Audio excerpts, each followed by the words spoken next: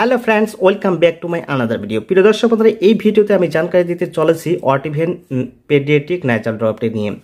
এই পেডিয়াট্রিক নাইজাল ড্রপটি কি কন্ডিশনে কি সমস্যা দেখা দিলে এবং কখন ব্যবহার করতে হবে, এর সাইড ইফেক্ট কি, ইউজ ডোজ সম্পর্কে বিস্তারিত জানাবো। তাই সম্পূর্ণ ভিডিওটি দেখতে থাকুন। আর চ্যানেলে যদি নতুন হয়ে থাকেন তো অবশ্যই চ্যানেলটিকে সাবস্ক্রাইব করে পাশে থাকা বেল আইকনে অল নোটিফিকেশন বেলটি অন করে রাখুন, যাতে করে পরবর্তী ভিডিও নোটিফিকেশন আপনার কাছে আগে পৌঁছে। প্রিয় দর্শক বন্ধুরা, এই অটিভিন নাইজাল ড্রপটি গ্লাক্সো কোম্পানির একটি প্রোডাক্ট। এই নাইজাল ড্রপটি আপনার যে কোনো অ্যালোপ্যাথিক ওষুধের দোকানে ইজিলি পেয়ে যাবেন। আপনার চাইলে অনলাইনেও পারচেস করতে পারেন, তবে কেনার আগে এবং বাচ্চাদের ক্ষেত্রে ব্যবহার করার আগে ডক্টরের কাছে ভালোভাবে কনসাল্ট করে তারপরে ব্যবহার করবেন। প্রিয় দর্শক বন্ধুরা, এই নাইজাল ড্রপটির মধ্যে যে কম্বিনেশন রয়েছে সেটা হলো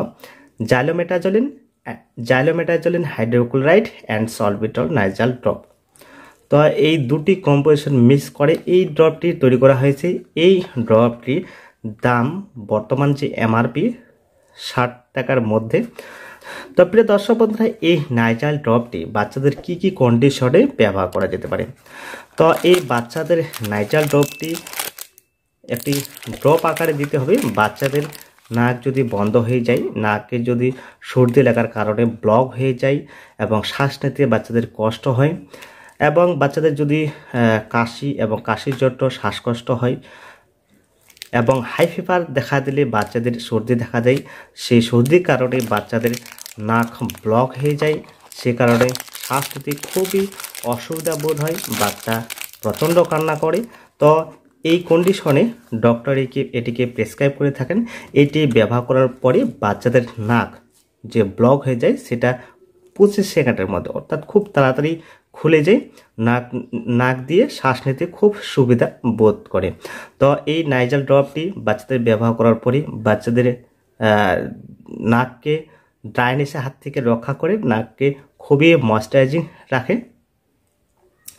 তো এই নাইজাল ড্রপটি বাচ্চাদের যদি সর্দি থাকে এবং সর্দি যদি সবসময় লেগে থাকে, নাক দিয়ে জল পড়ে, নাক বন্ধ হয়ে যায় এবং অ্যালার্জির কারণে কোনো কন্ডিশনের বাচ্চাদের ধুলোবালির কারণে যদি নাক বন্ধ হয়ে যায় এবং একটুতে সর্দি লেগে যায়, তো এই কন্ডিশনে এই নাইজাল ড্রপটি ডক্টর প্রেসক্রাইব করে থাকেন। এই নাইজাল ড্রপটি কখন কিভাবে ব্যবহার করলে এর থেকে ভালো কাজ পাওয়া যাবে এবং সঠিক ডোজ কি হতে পারে।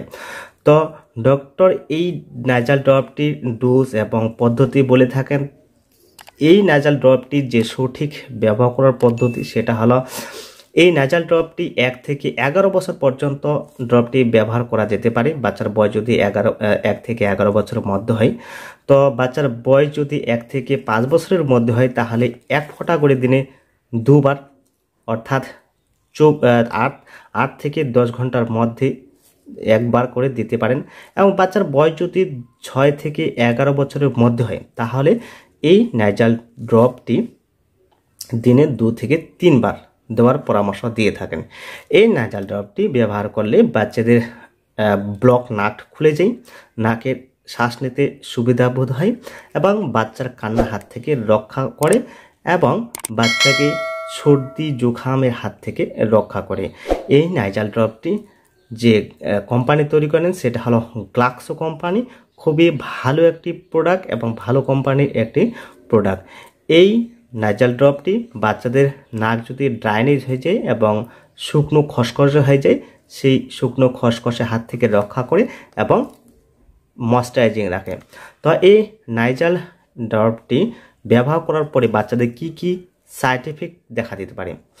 তো যেহেতু এই নাইজাল ড্রপটির মধ্যে জাইলোমেটাজোলিন হাইড্রোক্লোরাইড এবং সলবিটল রয়েছে, সেক্ষেত্রে এই নাইজাল ড্রপটি বাচ্চাদের ক্ষেত্রে ব্যবহার করার পরে সেরকম সাইড এফেক্টের সম্মুখীন পড়তে হয় না। তথাপি এই ড্রপটি যদি ব্যবহার করার পরে কোনো সাইড এফেক্টের সম্মুখীন হন তা অবশ্যই ডক্টরের কাছে শরণাপন্ন হবেন।